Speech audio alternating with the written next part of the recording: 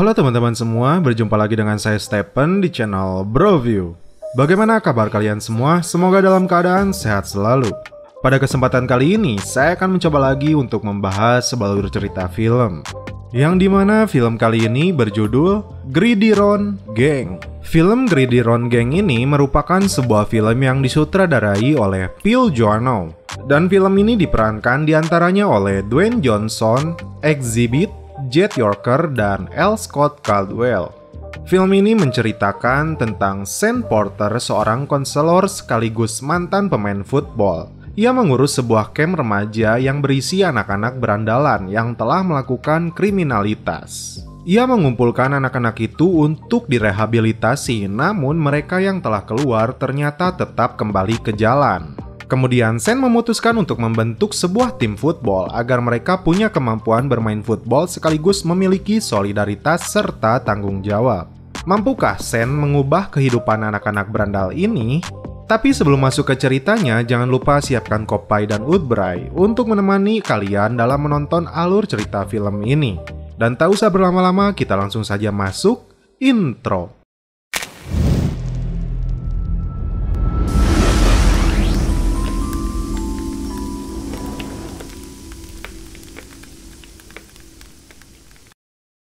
Film dimulai dengan narasi dari Sean Porter, seorang petugas pengawas di pusat penahanan khusus remaja bernama Kilpatrick di Los Angeles. Para remaja yang berada di tempat ini rata-rata berusia 16 sampai dengan 17 tahun. Mereka dikirim ke sini karena seringkali berbuat onar. Di suatu malam, seorang remaja yang bernama Withers bangun dari tidurnya lalu memukuli remaja lainnya karena alasan mengganggu kelompoknya. Petugas di sana yang bernama Malcolm yang diperankan oleh Exhibit kemudian melerai mereka dan membawa si Withers ke ruangan terkunci dan mengurungnya di sana. Lalu datanglah Sean Porter yang diperankan oleh Dwayne Johnson. Dia langsung memukuli si Roger Sweater karena membuat ulah.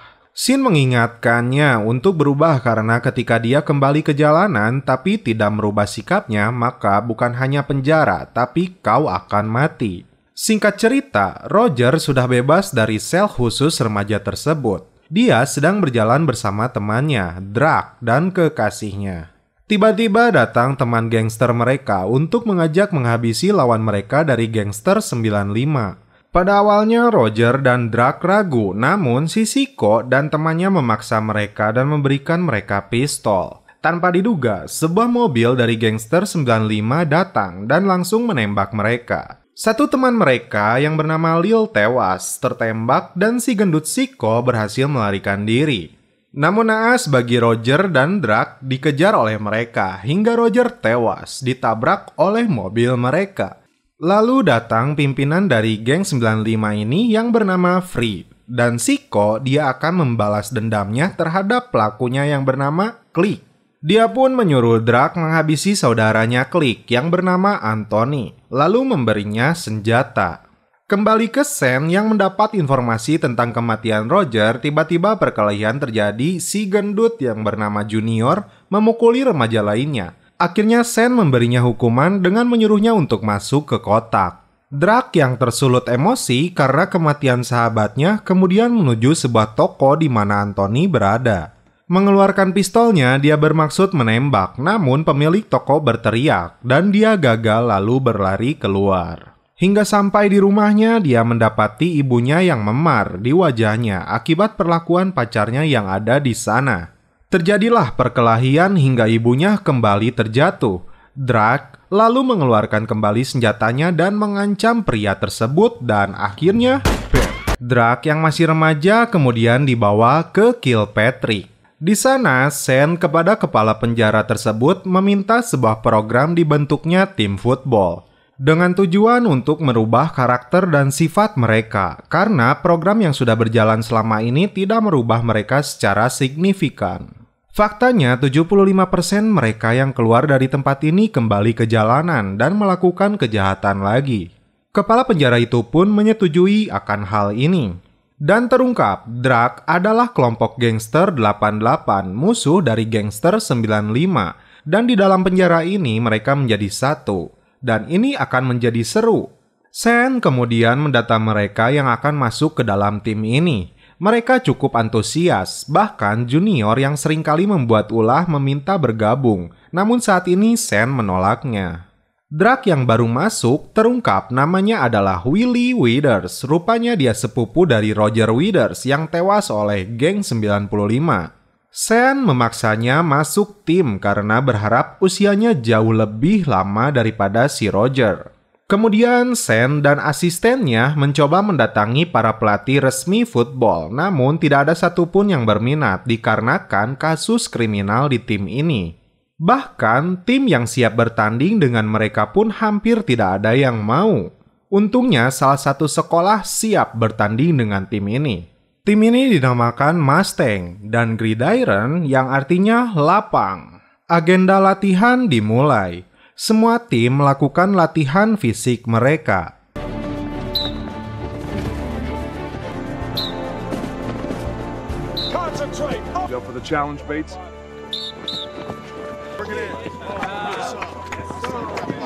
Junior yang tidak dimasukkan ke tim hanya bisa menonton saja di luar lapangan dengan wajah kecewa. Dan kita lihat latihan dari tim Mustang ini.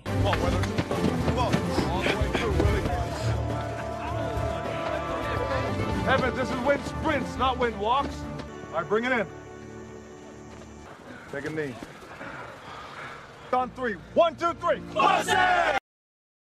Di malam hari, Junior mengamuk di lapangan setelah mendapat telepon dari anaknya yang berulang tahun kedua, namun dia merasa masih menjadi pecundang. Kepada Sen, dia memaksa minta masuk ke tim untuk membuat anaknya bangga. Dan esoknya, Junior mulai melakukan latihan dan menunjukkan kemampuannya. Di sisi lain, pertarungan antara Kelvin dari geng 95 dan Will dari 88 terjadi di lapangan.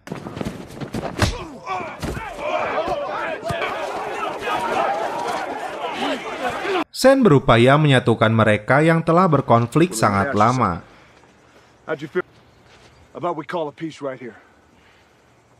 Di sisi lain, Sen pun mulai kesulitan setelah adanya informasi tentang kucuran dana untuk kostum mereka tersendat. Bahkan kasus Willie yang seorang pembunuh sebenarnya tidak boleh dimasukkan ke tim, namun Sen bersikeras kepada pimpinannya. Di sisi lain, Sen seorang penyayang ibunya, bahkan dia adalah bintang football di kampusnya terdahulu.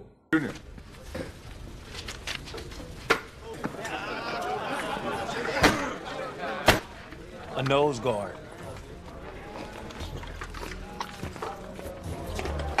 Tim akhirnya mendapat kunjungan dari keluarganya, termasuk Willie yang didatangi pacarnya. Namun karena ada pertikaian antara Willie dan musuh gengnya, pacarnya kembali pergi.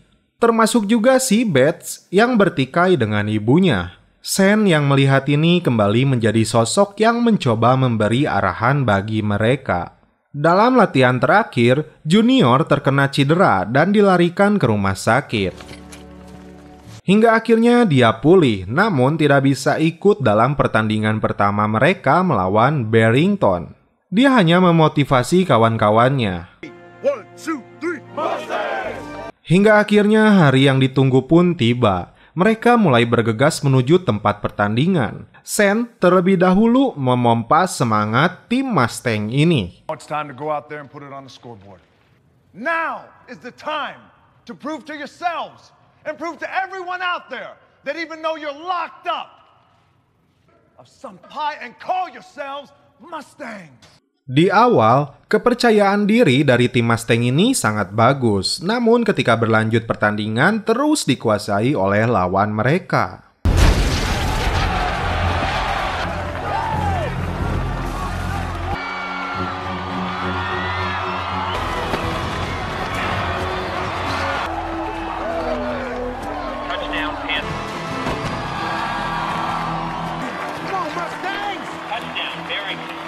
Hingga akhirnya di babak pertama, Mustang kehilangan angka 0 lawan 21. Gila, jauh banget. Sen mencoba sangat tegas kepada mereka, namun di babak kedua Mustang kembali kalah dengan skor akhir 0-38 mereka dapatkan. Semakin jauh, anjing. Barrington ball on the Mustang 32. Another touchdown. Mustang 0. Hampir dari semua anggota tim merasa bersalah, namun Sen di 9 pertandingan ke depan harus membuat mereka jauh lebih baik. Dia pun kembali mengunjungi ibunya di rumah sakit.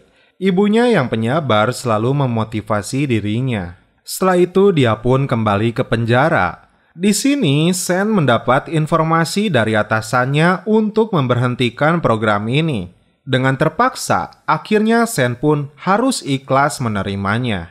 Tak diduga di balik pemberhentian programnya, tim melakukan latihan sendiri yang membuat para pengawas di sana terkejut. Mereka yang diwakili junior mengungkapkan tidak mau menjadi pengecut. Akhirnya program dilanjutkan dan mereka kembali menjalani latihan. Sen secara khusus melatih Willy. Dia harus berhasil menumbangkannya. Setelah berhasil, pertandingan kedua pun diadakan. Dan ternyata mereka masih belum berhasil menumbangkan lawannya. Masuk ke pertandingan ketiga.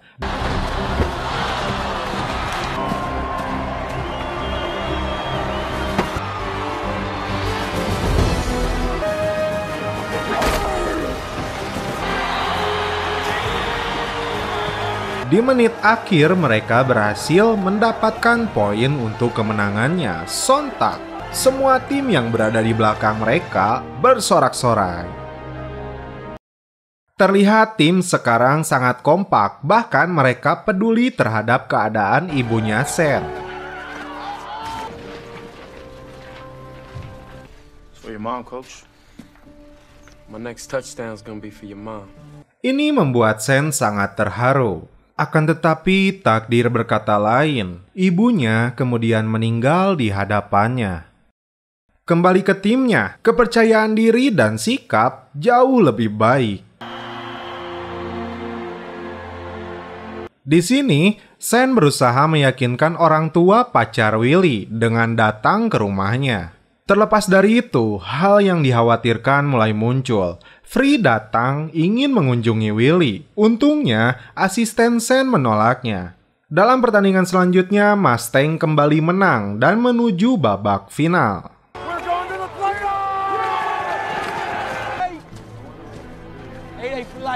Rupanya, Free yang dendam kepada gangster 95 melihat Kelvin jadi sasarannya. Hingga Kelvin pun ditembak, dan Free pun tewas ditembak oleh polisi. Untungnya, Kelvin selamat. Namun karena Willy tersulut emosi, dia memukuli teman lainnya yang menghinanya. Sen berusaha mengembalikan kepercayaan Willy dengan kasus dirinya dengan ayahnya, yang dianggap selalu memojokkan dirinya. You get to the point where you expect to screw up. You expect to fail. Forgive him. Forgive him. Well, how long did it take you to forgive your dad? Till just now. Whole football team's done though, huh? Maybe not. Selanjutnya, Sen berusaha memberikan kepercayaan panitia pertandingan tentang kasus penembakan yang terjadi sebelumnya. What if we could guarantee it won't happen again? Di babak final, mereka kembali dipertemukan dengan tim Barrington yang di awal berhasil mengalahkan mereka dengan skor yang telak.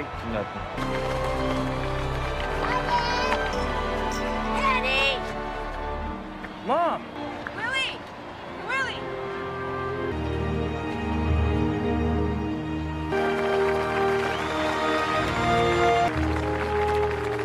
Di awal pertandingan, Mustang harusnya mendapatkan touchdown, namun wasit menggagalkannya dikarenakan ada pelanggaran. Beberapa kali mereka gagal lagi dan gagal lagi, hingga skor 14-0 untuk kemenangan lawan. Sen kali ini membiarkan mereka satu sama lain saling menyemangati. They ain't that good, man. And it means much more to us. No? Coach, you said we'd be winners. I hated y'all. But then, we made a team. We changed. Let's go out there and show it one more time.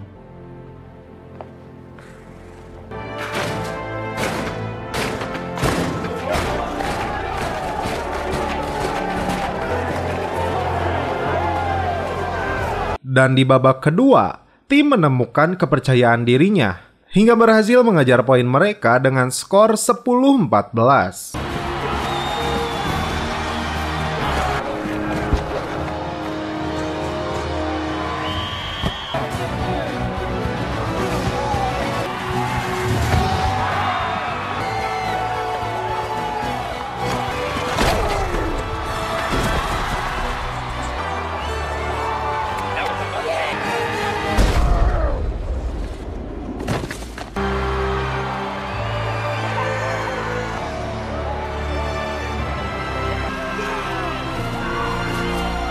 Hingga akhirnya permainan pun berakhir dengan skor 16-14 untuk kemenangan Mustang setelah Willie berhasil melakukan touchdown. Setelah pertandingan ini, hampir semua tim dibebaskan. Sebagian besar kembali ke sekolah dan hanya sedikit yang masih berada di dalam penjara. Di akhir cerita, Sam kembali menjalani tugasnya setelah puluhan remaja lain yang baru berdatangan. Dan film pun berakhir. Oke guys, bagaimana menurut kalian alur cerita film dari Gridiron Gang ini? Yang perlu kalian tahu, film ini berdasarkan pada kisah nyata. Dalam film Gridiron Gang, kita bisa sangat memahami bagaimana keadaan seorang remaja yang berada dalam ambang kebingungan di kehidupannya. Yang kita tahu, remaja dalam kehidupan sekarang mempunyai banyak pergolakan dalam pikirannya yang berujung pada krisis dan penyimpangan ideologi. Yang sesuai dengan norma yang ada, masa di mana tingkat egois seorang manusia mencapai puncak dan menjadi pemberontak jika apa yang di sekitarnya tidak sesuai dengan apa yang diinginkan. Untuk itu, dalam film ini kita banyak mengambil pesan hidup untuk dijadikan pembelajaran menjadi orang yang lebih baik lagi. Tapi sebelum mengakhiri ini semua, saya akan menyeruput kopi dulu. Alah, geus tiis bro. Tapi jangan mengeluh ketika kopimu dingin, karena ia pernah hangat sebelum kau biarkan. Nikmatilah apapun keadaannya. Jadi sama kayak perempuan bro, misalkan nih cewek kamu lagi marahan sama dirimu, jangan didiemin, langsung aja dinikmatin. Oke, cukup sekian alur cerita dari film Gridiron Gang ini. Seperti biasa, salam penutup dari kami. Mohon maaf bila ada kata-kata yang kurang berkenan di hati kalian, mohon dimaafkan ya. Salam perfilman duniawi, keep enjoy.